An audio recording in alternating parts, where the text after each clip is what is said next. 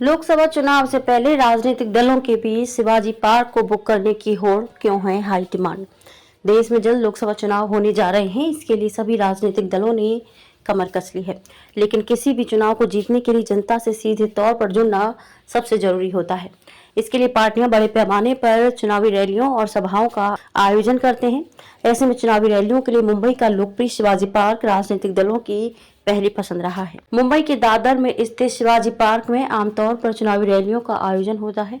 हाल ही में 17 मार्च को राहुल गांधी की एक रैली का आयोजन भी यहां किया गया था। राजनीतिक दलों में शिवाजी पार्क की डिमांड इस कदर है कि चुनावी रैलियों के लिए इसकी बुकिंग साल की शुरुआत से शुरू हो गई।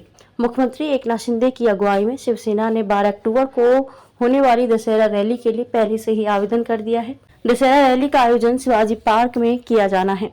बीएमसी के जरिए होती है शिवाजी पार्क की बुकिंग। सभी प्रमुख राजनीतिक दलों में शिवाजी पार्क की डिमांड बहुत अधिक है।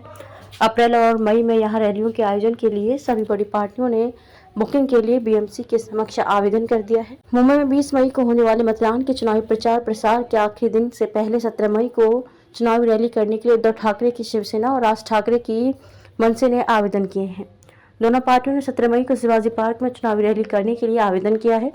एकनाथ शिंदे की शिवसेना, उद्धव ठाकरे की शिवसेना, बीजेपी, एनसीपी, एपी और मनसे ने शिवाजी पार्क में चुनावी रैलियों के आयोजन के लिए आवेदन किए हैं। एकनाथ शिंदे की शिवसेना ने 16 अप्रैल, 19 अप्रैल और 21 अप्रैल, 3 मई, 5 मई और 7 मई के लिए शिवाजी पार्क की बुकिंग के लिए आवेदन किया है। एनसीपी अजीत पवार ने 22 अप्रैल, 24 अप्रैल और 27 अप्रैल को चुनावी रैली के लिए आवेदन दिया है। वहीं बीजेपी ने 23 अप्रैल, 26 अप्रैल और 28 अप्रैल के लिए बुकिंग की है। कांग्रेस ने 17 मार्च को खत्म हुई भारत जोड़ो न्याय यात्रा के मौके पर शिवाजी पार्क में मेगा रैली का आयोजन किया था और पार्टी जल्द ही यहां और रैलियां करने के लिए आवेदन करने जा रही है। वहीं शरद पवार के गुट वाली एनसीपी का भी आवेदन करना बाकी है। क्या है पूरी प्रक्रिया?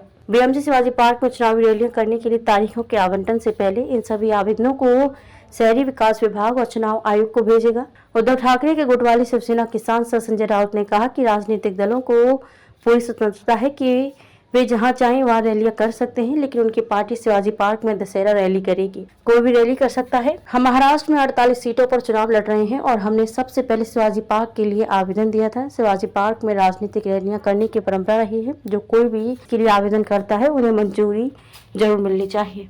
आपको बता दें कि एकनाथ शिंदे ने 2022 में बीकेसी में और 2023 में आजाद मैदान में दशहरा रैलियां की थी, क्योंकि उद्धव ठाकरे की गुट वाली शिवसेना की शिवाजी पार्क में दशहरा रैली हुई थी। ऐसे में लगता है कि इस बार एकनाथ शिंदे गुट ने शिवाजी पार्क में दशहरा रैली करने के लिए इस साल की शुरुआत में ही आवेदन दे दिया था। शिवाजी पार्क की क्यों है हाई डिमांड? शिवाजी पार्क देश के कई प्रमुख चुनावी ग्राउंड में से एक है। कहा जाता है कि शिवाजी पार्क से दिए जाने वाले सियासी संदेश की गूंज पूरे महाराष्ट्र में सुनाई देती है। यही वजह है कि सभी राजनीतिक दलों में यहाँ चुनावी रैलियों के आयोजन के लिए होड़ लगी रहती है। इसके लिए कई महीनों पहले से राजनीतिक दल बुकिंग करना शुरू कर देते हैं।